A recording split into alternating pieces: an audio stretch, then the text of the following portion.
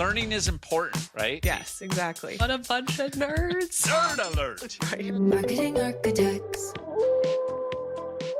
Hello, and welcome to this Halloween edition of the Marketing Architects, a research-first podcast dedicated to answering your scariest marketing questions.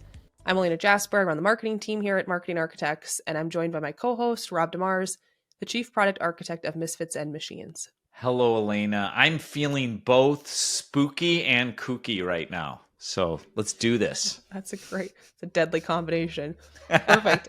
Well, we are back with your weekly Nerd Alert. Every week, I'll take a deep dive into academic marketing research and translate its complex ideas into simple, understandable language for Rob and, of course, for all of you. Are you ready to nerd out, Rob? Yes, please. All right, let's get into Trick or treat. I'm sorry. I have to brace myself for what you're going to say after. How about, listen. Ding dong, trick or treat. There you go. That's are you ready, Rob? Then I'll go. You just cut that in, Taylor. Ding dong, trick or treat. Can't wait to hear how that turns out. All right, let's get into it. As always, we'll link the research we cover in the episode notes. If you haven't guessed already, today is Halloween for our listeners in countries that celebrate, which includes ours, the United States. So I thought it'd be fun to take some inspiration from that today, but also not make this all about Halloween because not everyone who celebrates Halloween listens to this show. So the theme for today, it's more of a little spooky one, the effectiveness of fear. We are going to review a study titled Appealing to Fear, a meta-analysis of feel, appeal, effectiveness, and theories by Melanie B. Tannenbaum, Christina Wilson, and Dolores Albarracin from the University of Illinois at Urbana-Champaign. There's a lot of authors here, so brace yourself, Rob. Justin Hepler from the University of Nevada, Reno, Rick S. Zimmerman from the University of Missouri, St. Louis, and Lindsay Saul and Samantha Jacobs, both from Virginia Commonwealth University. So a lot of smart cookies got together for this study. But before we get into it, Rob, when is the last time you purchased something or maybe took an action out of a fear-based advertisement or message? Oh, wow. Fear works so well on me. I'm such an anxious person, so all forms of insurance advertising always get me. But the one that gets me the most is one I do to myself, which is the fear of missing out. So recently, Apple announces the Apple Intelligence capability on the latest iPhone model, and I'm freaking out. I'm like, I need early access. I'm downloading the beta. The FOMO is, I know it's not an intentional tactic in advertising, but that one works on me probably the best. Well, sometimes I think it is intentional, depending on the That's true. the brand. That's true. But it's not an overt fear tactic that you're using, which is your point here, which I just think permeates the insurance category. And I buy every freaking insurance thing when I'm at a store or whatever, all that stuff. Man, it's just that you never use. I'm that guy. You're that person. Okay. See, I'm the opposite. I've been told you never buy that stuff, so I know you're not supposed to, and I never use it. But I get scared, I get nervous. I'm like, oh, of course I need that. Mm-hmm. I love the Best Buy Total Tech plan that they have. I pay it every 2 years or whatever it is, and never use it. But I feel good on all my purchases that I do there. So yeah, I'm a high margin consumer. Okay, perfect. So you'll be familiar with this. I don't know. I think maybe I am. I think we all are to a degree. But the last thing I purchased would be a pest control subscription. We had someone come to our door and he was definitely using a fear-based message. Oh, yeah. But hey, I saw these things by your house and a chugger. What's a chugger? It's like a type of little bug. Totally. We have chuggers. So I bought everything. I'm like, yeah, I wanted these bugs away from my house. I was just completely sold. I literally, it was 3 weeks ago, True Green came around to our door, and we were already a True Green customer. And then they send another representative to go, oh my gosh, you've got this potential thing that could happen to your oak tree if you don't spray for it now. Or whatever. I'm like, okay, yes, do it. Can you do it now? And it scares the hell out of me. So yes, I'm with you on that. I'm also had True Green over here a little while ago. So yeah. And I also purchased from them. So, all right. So we've confirmed that when you really think about it, we see fear-based messages all the time as consumers. I'm pretty confident all of our listeners in the United States, at least, are familiar with some of the recent messages and texts we get with fear-based political messages because we have a big election coming up very soon. It's a common strategy in public health, politics, and advertising. From anti-smoking campaigns to road safety billboards, we're surrounded by messaging that taps into fear. But how effective are those messages? These researchers used a meta-analysis of data from over 27,000 participants across 127 studies to answer that question.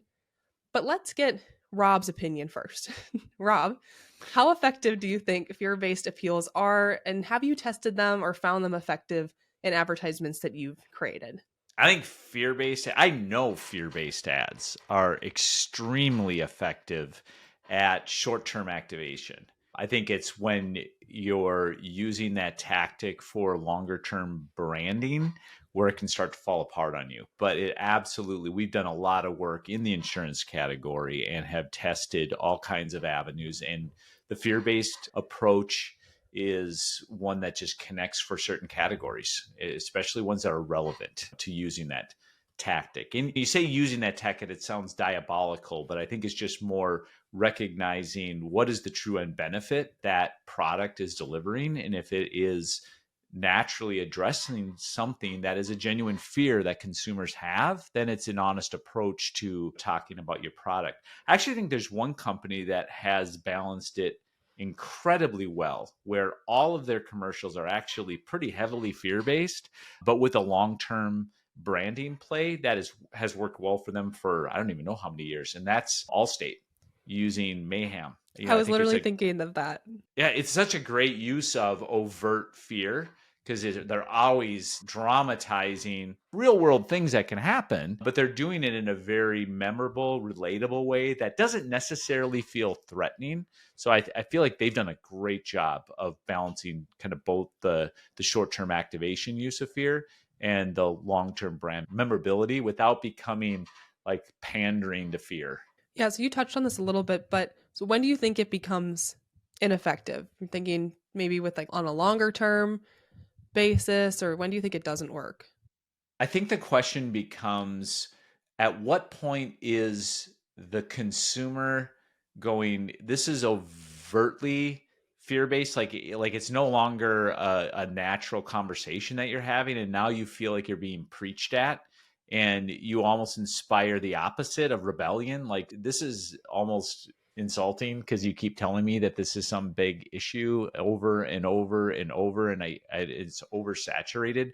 Versus again that more honest conversation that you can just have to go, hey, this is about protecting your family's future and not going, dear God, what happens when your family is standing over your grave and looking at dropping rose petals onto your tombstone. Like, you're like, okay, come on. Now you're insulting me as a customer versus just having that honest conversation. So I think when you take fear and go overboard in a way where it's too transparent is when it starts to lose its effectiveness to the consumer. Yeah. Let's talk about what the research found. I think that you're pretty spot on. So first, just to define fear appeals, they are messages that they try to scare you into taking action. So the idea is to make us feel vulnerable to some kind of risk, whether it's cancer or a car accident, or maybe even losing out on a business opportunity. And then they offer you a solution. What this meta-analysis does is break down fear appeals across different contexts and groups to see what really works.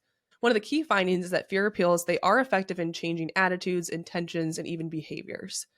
The average effect size across all the studies is about 0.29, meaning that these messages can have a moderate but reliable impact.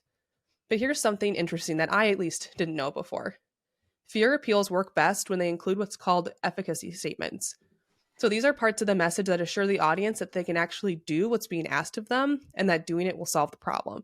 So if you're telling people about the dangers of smoking, it's not enough to scare them about lung cancer.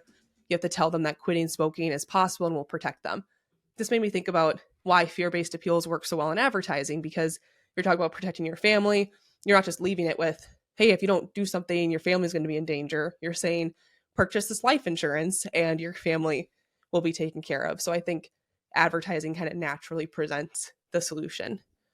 The study looked at both linear and curvilinear models of fear appeals. So a linear relationship means that increasing one variable consistently increases the other, while a curvilinear relationship means the effect changes directions.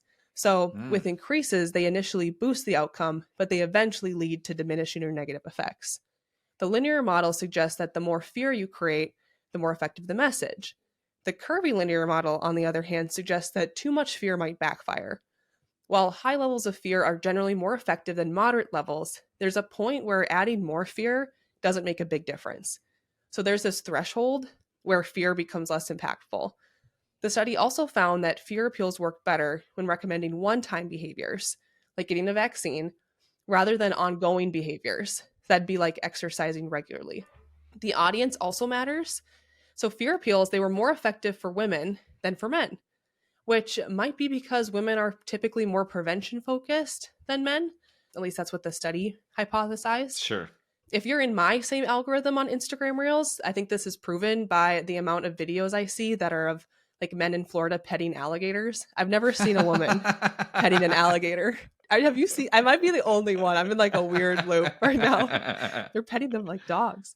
But in conclusion, this study, it debunks the myth that fear appeals are ineffective or they always backfire. They're actually quite powerful when done right, especially when combined with efficacy messages and targeted appropriately to the right audience. And now for our Rob GPT. This study is like Goldilocks testing fear levels. Too little fear doesn't motivate, too much makes people shut down, but with just the right amount and a plan to fix the problem, people take action. It's about finding that perfect balance to get people off the couch and into action.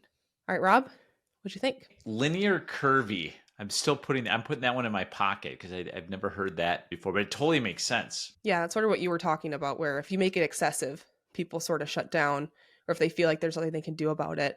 I thought it was really interesting that it works better for one-time actions than like actions you're trying to get someone to take consistently. Right, absolutely. And that's why I think you see so many short-term activation campaigns using fear, because it's like, we just need a response right now. We need to get right to the point. We need to drive that. We're not really caring about what the long game is right now, because we just need to get signups for a life insurance policy or whatever that might be.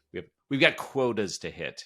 And I think we're also saying that we're not saying it's always okay, to use a fear-based message, but like you were saying earlier, sometimes if it really aligns with your audience and it's a benefit, it leads to a benefit in your product, it is very effective. I think sometimes you'll see people in these categories do the opposite, because they're like, well, we don't want to use the fear tactic. We want to go in a different avenue, which is a really understandable point of view, that you want to be able to do that. But I think at the end of the day, you're like, are you short sheeting what your product does? Well, is it going to work? Is it going to work? Yeah, that's always why we like pre-testing, because then you can kind of take away, you can just go directly, like, is this actually going to work with your consumer instead of your opinion? That's it for this episode of The Marketing Architects. We'd like to thank Taylor De Los Reyes for producing the show. You can connect with us on LinkedIn, and if you like the podcast, please leave us a review. Now go forth and build great marketing. Marketing Architects.